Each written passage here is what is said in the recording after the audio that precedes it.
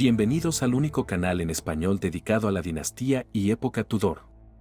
Hoy les presento un material sobre la Casa Ibérica de los Trastámara, en preámbulo a la serie sobre la familia de Catalina de Aragón que pronto estaré subiendo al canal. Al pensar en los actores importantes del Renacimiento, en particular durante el reinado de Enrique VIII de Inglaterra, uno recuerda a las poderosas familias de los Tudor ingleses, los Valois franceses y los Habsburgo borgoñones. Pero una familia que fue aún más influyente, aunque discretamente, es la de los Trastámaras de la península ibérica, pero que han sido algo olvidados gracias a su propia política de alianzas matrimoniales. Y es que en efecto, esta familia se integró a las familias Tudor, Valois y Habsburgo, entre otras, y su influencia fue enorme. Pero, ¿quiénes eran los Trastámara?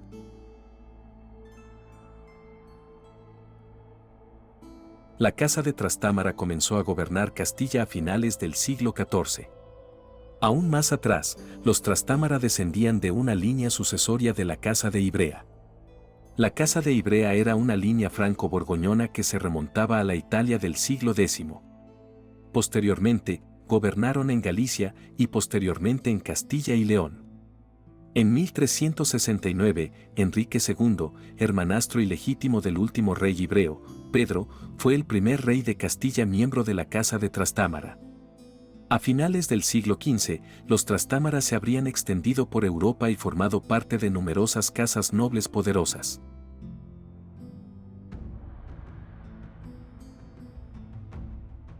Para nuestros propósitos, uno de los miembros más famosos de los Trastámara es Isabel de Castilla.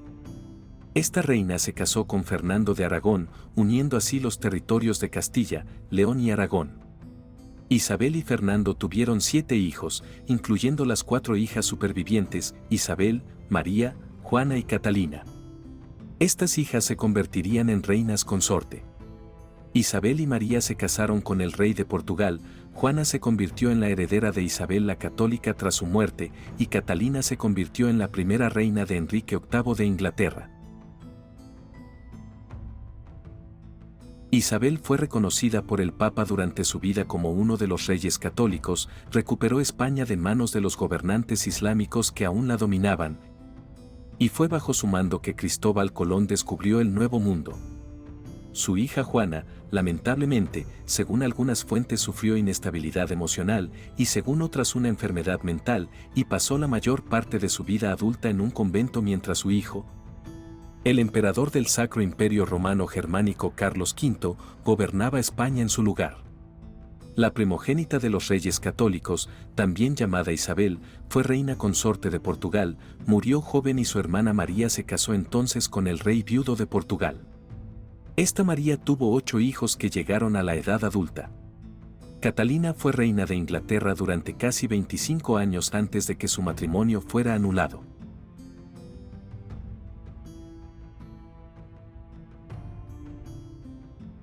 Isabel la Católica puede contar como nietas a varias reinas. De Juana, estaban Leonor, reina consorte de Francia por su matrimonio con Francisco I de Valois y reina consorte de Portugal por su matrimonio con Manuel I. Otra Isabel, quien fue reina de Dinamarca, Noruega y Suecia. María, reina de Hungría y Bohemia, y posteriormente regente de los Países Bajos a nombre de Carlos V. Y Catalina de Austria, reina de Portugal.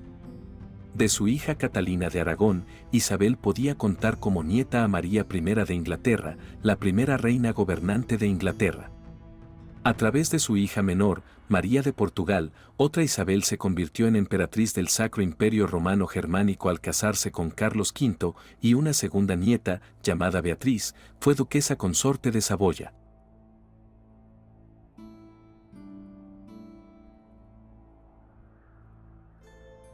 Se podría, y probablemente se deba, realizar una biografía exhaustiva sobre cada una de estas mujeres y sus hijas, ya que contribuyeron a moldear la política europea y la herencia real de una manera que perduraría a lo largo de las generaciones.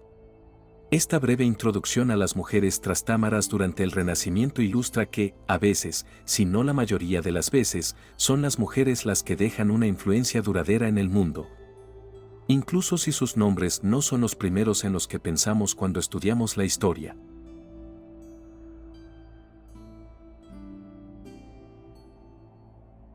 Es necesario ahora adentrarnos un poco en la historia de la Casa Trastámara.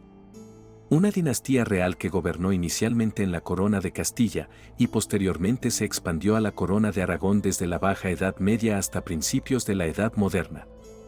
Eran una línea ilegítima de la Casa de Borgoña, descendiente de la familia real, que accedió al poder en Castilla en 1369 tras la victoria de Enrique de Trastámara sobre su hermanastro Pedro I en la Guerra Civil Castellana, en la que la nobleza y, en menor medida, el clero, habían desempeñado un papel decisivo a favor de los primeros. De este conflicto les hablaré un poco más adelante en este video. Tras la crisis sucesoria provocada en la vecina Corona de Aragón por la muerte de Martín de Aragón sin un heredero legítimo, el Compromiso de Caspe de 1412 designó como monarca a Fernando de Antequera, miembro de la Casa de Trastámara. Y años después, tras el matrimonio de los reyes católicos, ambos miembros de dicha casa, Castilla y Aragón pasaron a ser gobernadas bajo una unión dinástica, a pesar de que se libró un conflicto, la Guerra de Sucesión Castellana, entre los partidos aragoneses y portugueses por el trono de Castilla, que posteriormente fue confirmado en manos de la reina Isabel.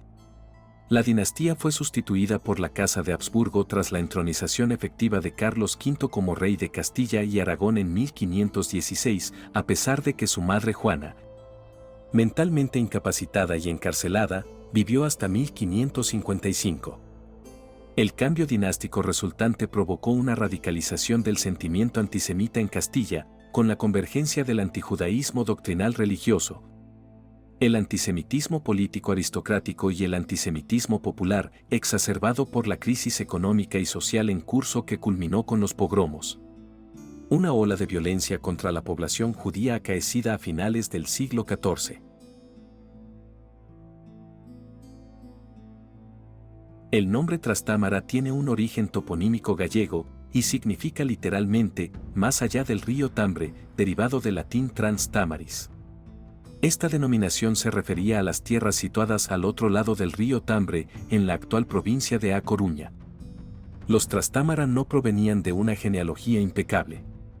Su primer miembro de renombre fue el hijo ilegítimo de un rey castellano que había crecido al margen de la corte, aunque siempre con la protección materna y el apoyo de poderosos linajes. Ese niño comprendió que la espada y la astucia eran su único camino hacia la grandeza. En la primavera de 1369, en los áridos campos de Montiel, resonaron los ecos de una guerra fratricida. Dos reyes se disputaban la corona de Castilla.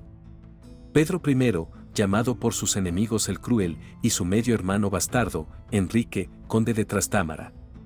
El desenlace fue brutal y digno de los cantares medievales. Según nos refiere Pedro López de Ayala en su crónica del rey don Enrique, aquel momento definió el destino de una dinastía.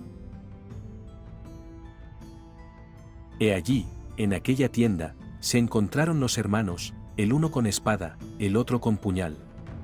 Pero don Enrique fue el más ligero e diérale con el hierro por la cara, e cayó el rey don Pedro en tierra, muerto. Con la sangre del rey legítimo derramada sobre la tierra manchega, nació la Casa Trastámara, forjada en la ambición y la guerra.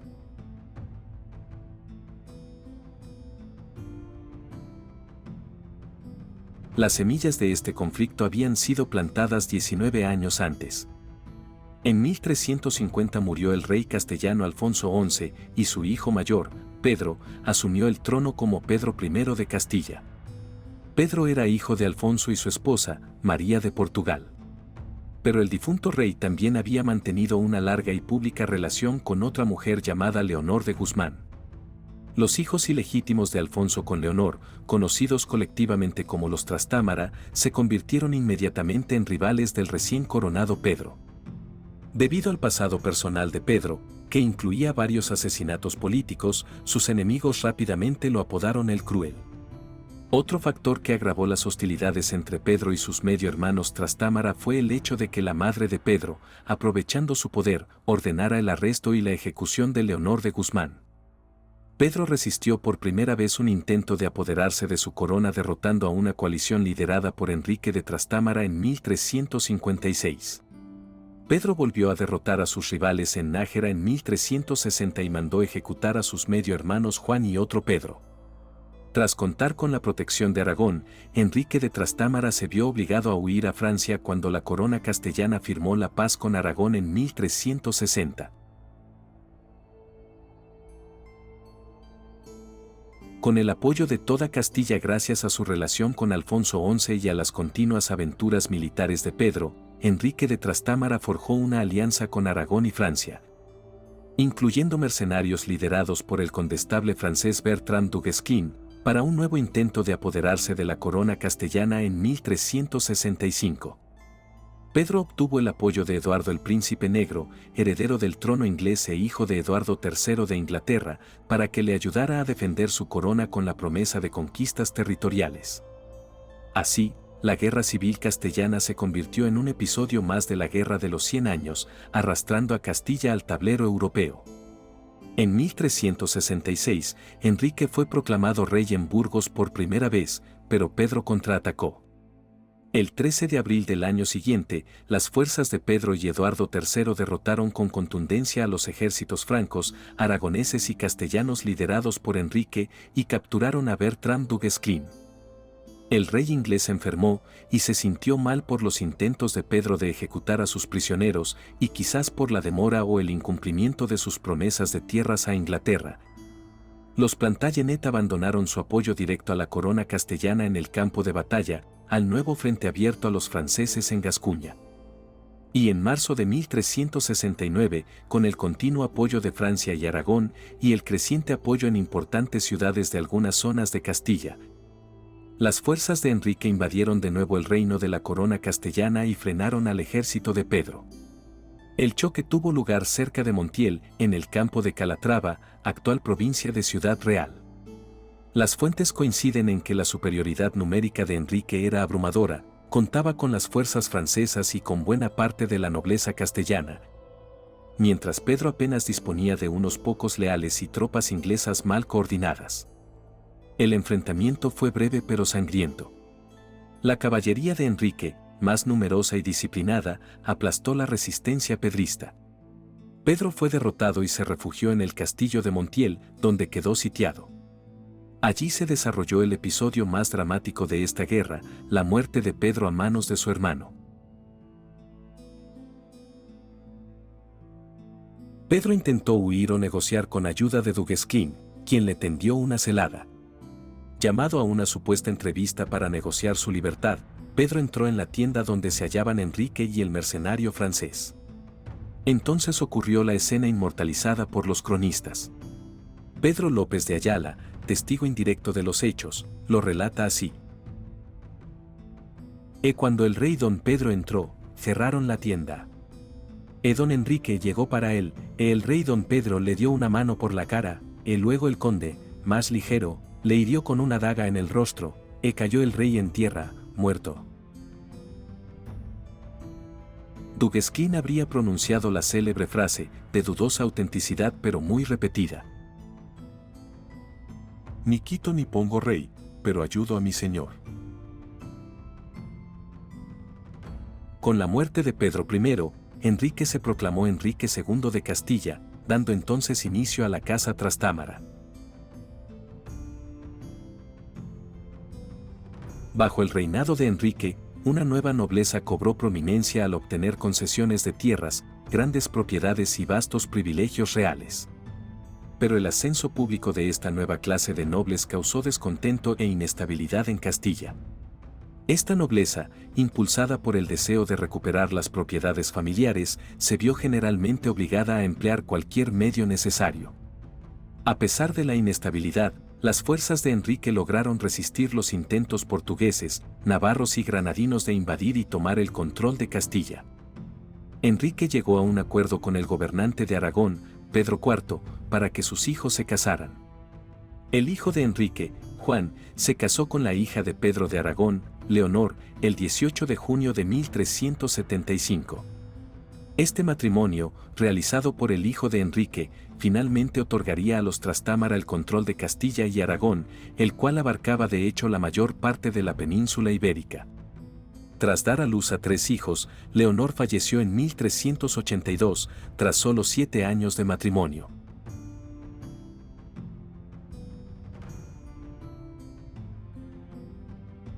Tras la muerte de Enrique II en 1379, su hijo Juan ascendió al poder como Juan I de Castilla. Durante su reinado, Juan se casó por segunda vez con Beatriz, hija del rey Fernando I de Portugal. Gracias a este matrimonio, Juan reclamó, aunque sin éxito, el trono de Portugal tras la muerte de su suegro en 1383. Una decisión que posiblemente habría propiciado la unificación de toda la península ibérica. Pero el propio Juan falleció inesperadamente en 1390. Tras su prematura muerte, Enrique, el hijo mayor de Juan, ascendió al trono como Enrique III a la temprana edad de 12 años. Esperó solo 2 años para asumir el trono de forma independiente en 1393, con tan solo 14 años, en medio de una intensa violencia contra los judíos en toda Castilla. Entre los logros del joven rey se encuentra la toma de control de las Islas Canarias, lo que proporcionó a Castilla una posición en el Océano Atlántico. En 1406, durante la invasión de las fuerzas granadinas en Murcia, Enrique murió mientras planeaba una respuesta a la guerra a la edad de 27 años. El hijo de Enrique III, Juan II, quedó como único heredero tras la muerte de su padre en 1406, aunque solo tenía 2 años. El hermano de Enrique, Fernando, ejerció como regente, junto con la madre de Juan, Catalina de Lancaster. Durante su regencia, Fernando fue elegido gobernante de Aragón, debido a su parentesco materno con el trono aragonés a través del Compromiso de Caspe de 1412.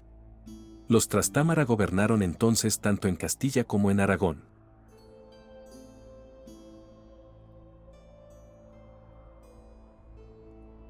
Juan II llegó al poder tras la muerte de su madre en 1418.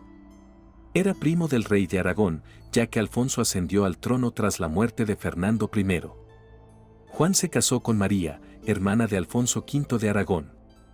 El propio Alfonso ya se había casado con la hermana de Juan, otra María, lo que convertía a ambos gobernantes en primos y cuñados por partida doble. Juan II era también primo y cuñado de los hermanos de Alfonso, Juan y Enrique, conocidos colectivamente como los infantes de Aragón, quienes habían recibido grandes extensiones de tierra en Castilla mientras su padre ejercía como regente durante la infancia de Juan II. Se sabe que este rey carecía de autoridad generalizada y Castilla se convirtió en un campo de batalla para que los nobles obtuvieran poder e influencia política. En 1420, tan solo 2 años después de llegar al poder, Juan fue secuestrado por su primo, el infante Enrique. Este último gobernó en nombre de Juan durante gran parte del año, hasta que éste logró escapar gracias a la ayuda de su amigo y futuro favorito real, Álvaro de Luna, conocido como Don Álvaro.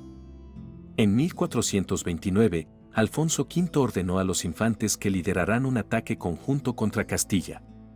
El condestable de Juan II, Don Álvaro, aceptó una tregua prácticamente victoriosa, al tiempo que la rama aragonesa de los Trastámaras era expulsada de Castilla. La autoridad de Juan II continuó decayendo tras este enfrentamiento militar y finalmente este rey cedió todo el poder a Don Álvaro, quien creó una oligarquía de nobles. Don Álvaro perdió este poder en 1439 ante una nobleza aliada de Alfonso V y en 1443 Juan II fue capturado de nuevo por el infante Juan de Aragón, sumiendo a Castilla en una profunda anarquía. Esta confusión se resolvió en 1445, cuando un grupo de nobles partidarios de la monarquía, liderados por Don Álvaro, ganó la batalla de Olmedo. El infante Enrique murió como consecuencia de esta batalla. En 1453, Don Álvaro fue decapitado públicamente por cargos de tiranía. Y en julio del año siguiente, Juan II falleció, y su hijo Enrique se convirtió en el rey Enrique IV de Castilla.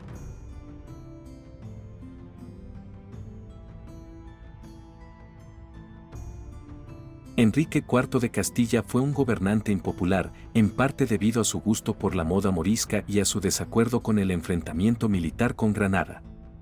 Se casó a los 15 años en 1440 con Blanca, hija de Juan II de Aragón. Juan había accedido al trono de Aragón tras la muerte de su hermano, Alfonso V. Sin embargo, este matrimonio fracasó debido a la incapacidad de Enrique IV para consumarlo. Él se volvió a casar en 1455 con Juana de Portugal.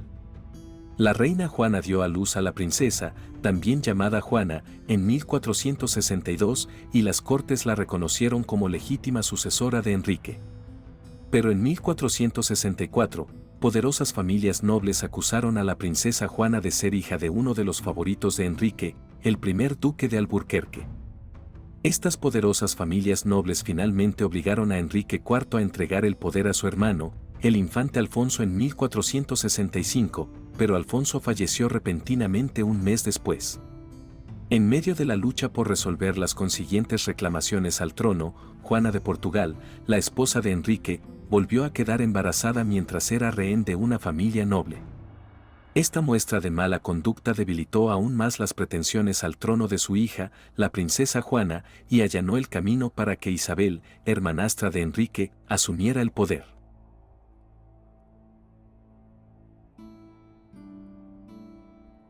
El Tratado de los Toros de Guisando se firmó en 1468 y nombró a Isabel heredera del trono de Enrique, a cambio de lo cual ella y los nobles renovaron su lealtad a este último.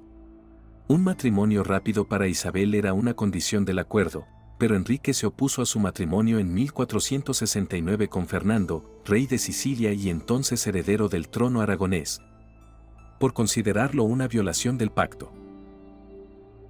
Enrique volvió a nombrar heredera a su hija Juana y se desató una guerra civil durante la década siguiente. Las facciones militares de Isabel finalmente obtuvieron la victoria con la ayuda de Aragón, que la convirtió en reina y unificó así las coronas de Aragón y Castilla al casarse con Fernando.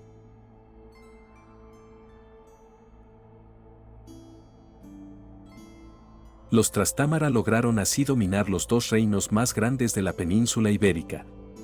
Y las dos ramas de los reyes de Castilla y Aragón se unificaron mediante el matrimonio en 1469 entre la princesa Isabel de Castilla, conocida como la Católica, hija del rey Juan II de Castilla y su segunda esposa, Isabel de Portugal, y el príncipe Fernando II de Aragón, rey de Sicilia. Como ya dije, Isabel había sido nombrada heredera al trono del reino de Castilla y León por su medio hermano, el rey Enrique IV, conocido como el Impotente, pero como Enrique se opuso a su unión con Fernando, al haberse celebrado sin su consentimiento, este rey se retractó y nombró heredera a su única hija, Juana.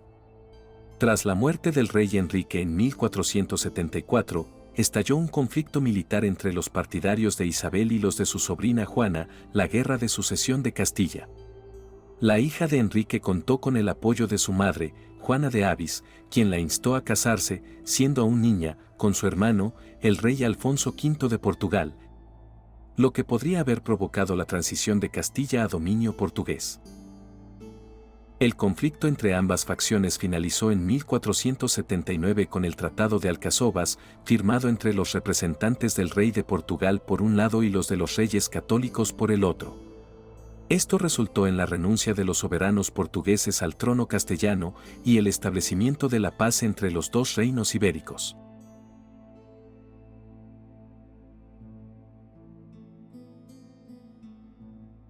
En el momento de la ascensión de Isabel al trono de Castilla, una parte del extremo sur del territorio ibérico aún permanecía bajo dominio sarraceno, mientras que el sultanato de Granada estaba gobernado por los nazaríes. Entre 1482 y 1492 se libraron varias batallas entre los ejércitos castellano-aragonés y musulmán, que culminaron con la rendición negociada del sultán de Granada, Boabdil. El 2 de enero de 1492, la ciudad de Granada fue conquistada, poniendo fin así a la reconquista contra los ocupantes sarracenos, iniciada en el siglo VIII. La conquista de Granada no solo puso fin a casi 8 siglos de presencia musulmana en la península ibérica, sino que también significó la culminación de la reconquista y el inicio de una nueva etapa de unidad política y religiosa en España bajo los reyes católicos. Con la caída del último reino nazarí y la rendición de Boabdil, Isabel y Fernando consolidaron su poder, logrando que Castilla y Aragón trabajaran como un solo cuerpo político en los asuntos de la corona. Este triunfo liberó importantes recursos militares y financieros, lo que permitió al mismo tiempo emprender proyectos de gran envergadura, como el patrocinio del viaje de Cristóbal Colón, que partió del puerto de Palos en agosto de 1492 y alcanzó el Nuevo Mundo en octubre de ese mismo año. El descubrimiento abrió una era de exploraciones y conquistas que transformaron a España en una potencia global, sentando las bases de su imperio ultramarino.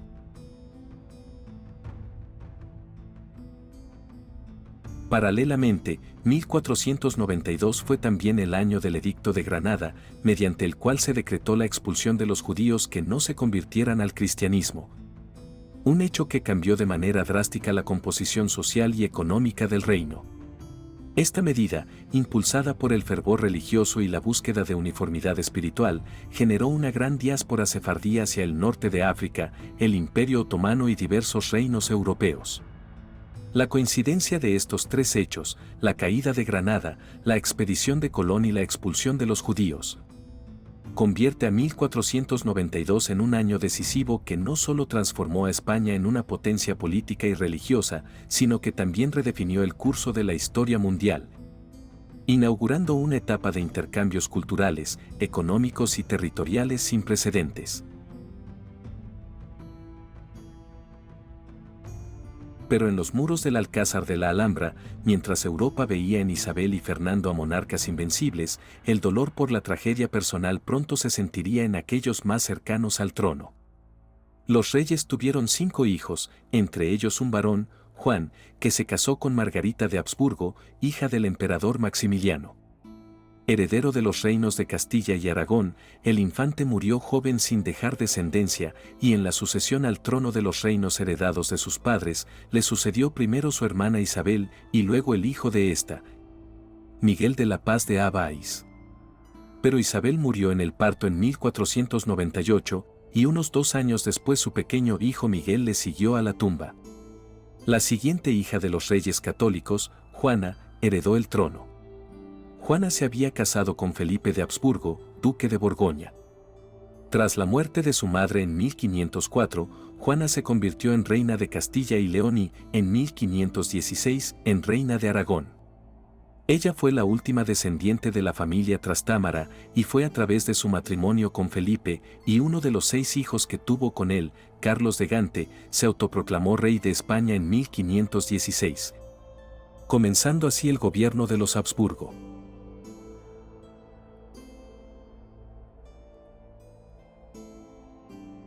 Y así, entre susurros de intrigas palaciegas, alianzas selladas con sangre y matrimonios tejidos como redes invisibles sobre Europa, llega a su fin la historia de la Casa Trastámara.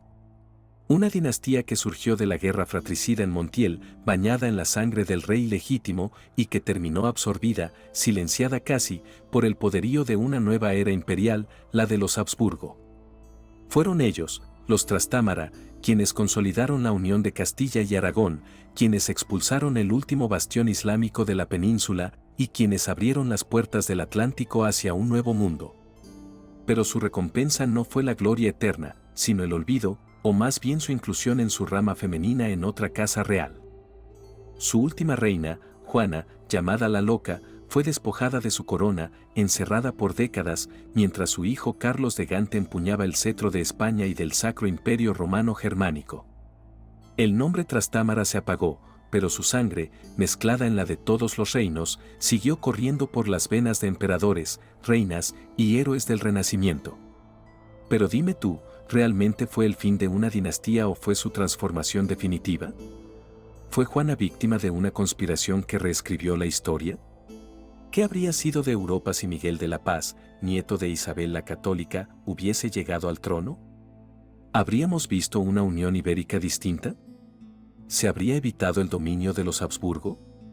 ¿Y si Enrique IV hubiese tenido un heredero sin dudas, se habría escrito la historia de otra forma? Los historiadores aún debaten, pero tú y yo sabemos que la historia se escribe con sangre, ambición y memoria. Y aquí, en este canal, la memoria no se rinde al olvido.